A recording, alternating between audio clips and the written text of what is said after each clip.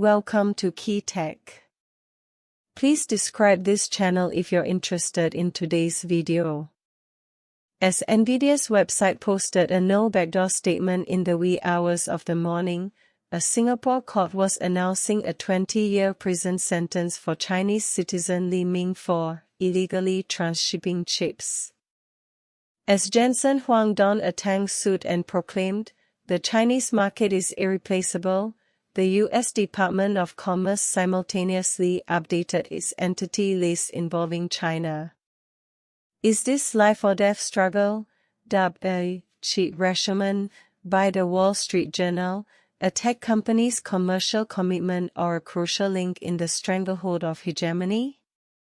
A statement issued at midnight on August 6 sowed a rift in trust. Nvidia's chief security officer, David Raber, insisted on his website that there are absolutely no kill switches or backdoors in our chips, yet he refused to submit hardware design documents to the Cyberspace Administration of China. This verbal assurance was bluntly criticized by Wang Peng, an associate researcher at the Beijing Academy of Social Sciences. Chips contain billions of transistors. Without open audits, these are empty promises.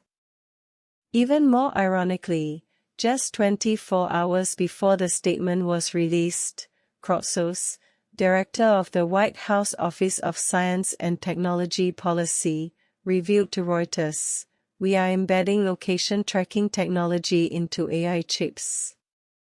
Nvidia's defense, while denying backdoors with one hand and promoting surveillance with the other, crumbled before political realities.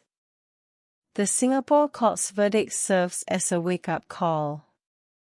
Trial records from August 5 reveal that 51-year-old Chinese citizen Li Ming was sentenced to 20 years in prison for falsifying documents to transport Nvidia chips. The servers involved were originally intended to be shipped to China via Malaysia. Interestingly, while the chips were declared as end users for local companies at Singapore Customs, the actual landing rate was less than 1%. Nvidia's financial report revealed a key clue: Singaporean market revenue accounted for 18% of its global revenue, a 250% year-on-year surge. This data anomaly was described by the South China Morning Post as the tip of the iceberg of the chip grey trade. Jensen Huang's tang suit can't hide his technological supremacy. During his visit to China on July 15, he announced, dressed in a dark blue suit, that the H20 chip supply had resumed, clearing out 300,000 units of inventory within 3 days. However, the chip godfather's sincerity was backfired by his own words. When asked about competition from Huawei, he blurted out, "We've been doing this for 30 years, and Huawei has only been doing it for a few years and can compete." That speaks volumes. A more fatal contradiction lies in the performance specifications. The H20 chip boasts a mere 148 teraflops of floating-point computing power, 15% of the flagship H100, yet it is being dumped into the Chinese market at 80% of the price. This combination of performance reduction and high price dumping completely shatters the veil of technological win-win. The Cyberspace Administration of China's investigation reveals suspicions of a Trojan horse. The July 31 notice of interview, citing Article 22 of the Cybersecurity Law, requires Nvidia to submit the H20 chip firmware source code within 48 hours. The regulatory storm was triggered by the Chip Security Act, introduced by U.S. Senator Cotton in May. The bill mandates that exported chips be equipped with a location tracking circuit breaker mechanism that uses satellite signals to lock down devices and remotely shut down power. If this design were applied to China's power grid or high-speed rail system, it could cause a citywide shutdown. As cybersecurity executives have warned, data centers would be left naked. The breakthrough of domestic computing power is shattering technological constraints. On the same day as Nvidia's announcement, Huawei's Ascend 920 chip was deployed in the Hangzhou state grid. Its single-cluster computing power exceeded 300 pflops, a 103% increase compared to H20.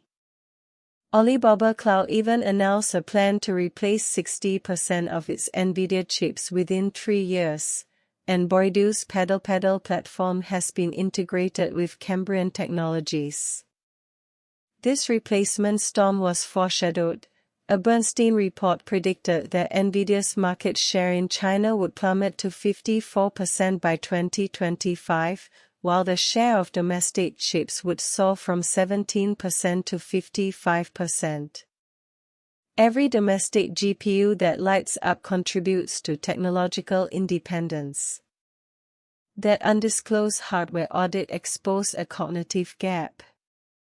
Nvidia repeatedly emphasized its ISO 27001 certification, yet remains silent on the Cyberspace Administration's requirement for a 48-hour code penetration review.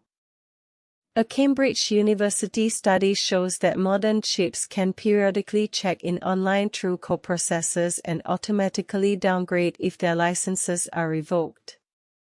Such designs appear as unused circuits during routine testing. For example, the A2 physical-level backdoor developed by the University of Michigan measures only 1/1000th the size of traditional designs and does not alter power consumption or temperature characteristics. When technological secrecy becomes a bargaining chip, commercial promises pale in comparison to national security. The clinking of Singaporean shackles pierces Pudong Airport, while the silent roar of domestically produced computing power in Hangzhou's data centers. When the smell of a tank suit collides with the entity list, and when technological hegemony faces independent breakthroughs, Jensen Huang's lament, "Huawei's rise speaks volumes," has become a stark verdict etched in history. All technological walls built through blockades will eventually crumble under the tide of innovation, becoming mere shadows of the twilight of hegemony. What do you think about this?